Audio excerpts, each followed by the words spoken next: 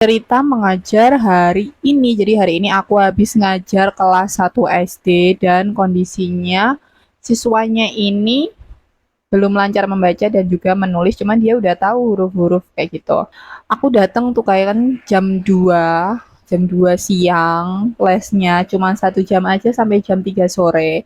Kondisinya adalah anaknya aku datang posisinya masih main sepeda. Jadi mungkin dia tuh ngerasanya kayak ini waktunya les, waktunya bermainku sudah habis, aku harus les.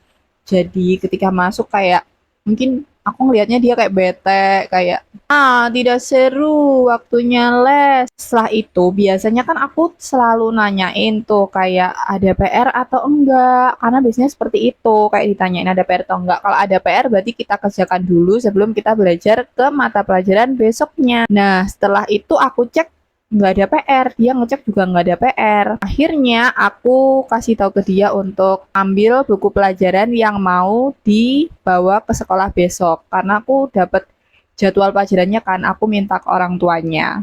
Diambillah ada buku bahasa Inggris, matematika, sama PPKN. Sudah tuh diambil semua. Lalu aku tanya ke anaknya, kayak biar dia tuh makin semangat, jadi aku menyesuaikan dia maunya apa, mau belajar apa dulu. Ternyata dari 3 pelajaran itu dia mau belajar apa dulu?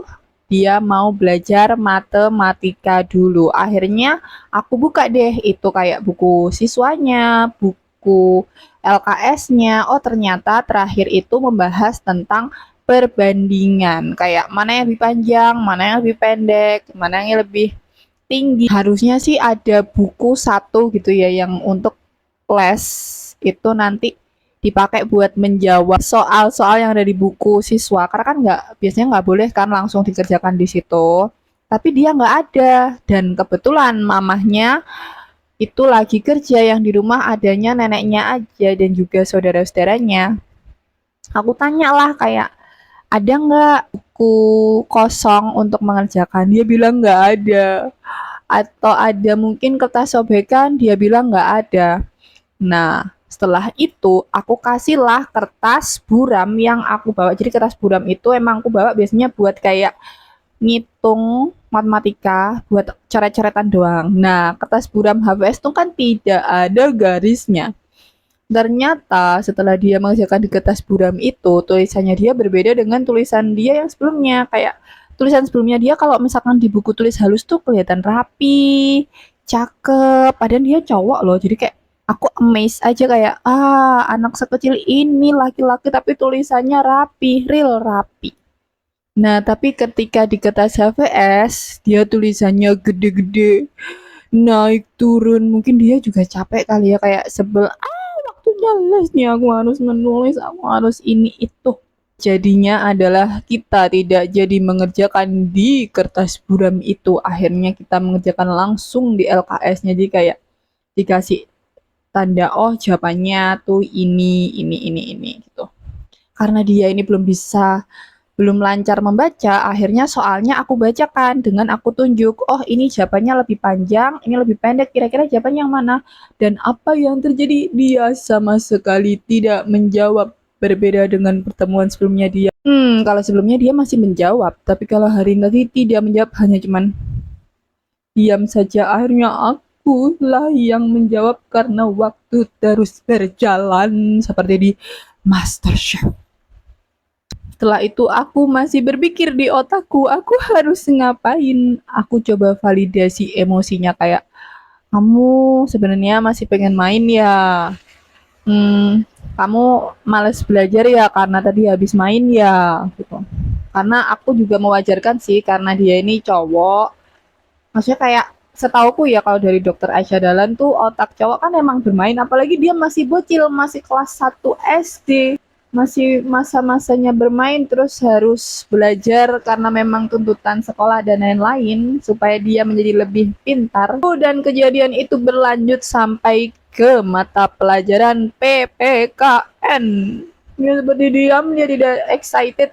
Tentunya aku sebagai guru merasa kayak, waduh, aku harus apa nih? Moodku juga jadi tidak baik kalau misalkan muridku juga tidak semakin semangat. Tapi aku yakin juga kayak Aku harus ngapain ya? Harusnya kan memang aku yang membuat pembelajaran ini menyenangkan. Aku harus apa ya? Akhirnya keluarlah jurusku yang biasanya aku pakai, yaitu dengan apa?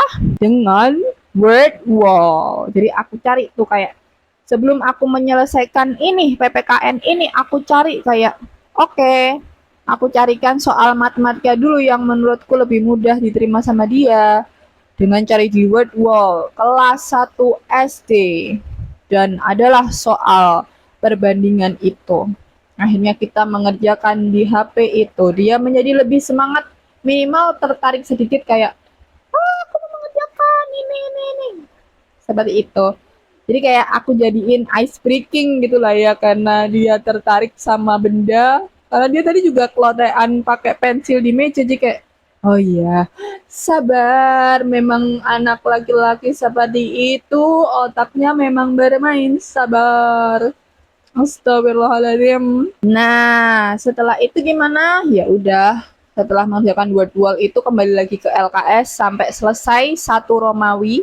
Masuk ke pelajaran bahasa Inggris. Aku lihat babnya. Oh, babnya nih yang terakhir soal family. Jadi aku mencari di word wall lagi yang tentang family itu apa. Akhirnya kita latihan deh di word wall itu tentang family.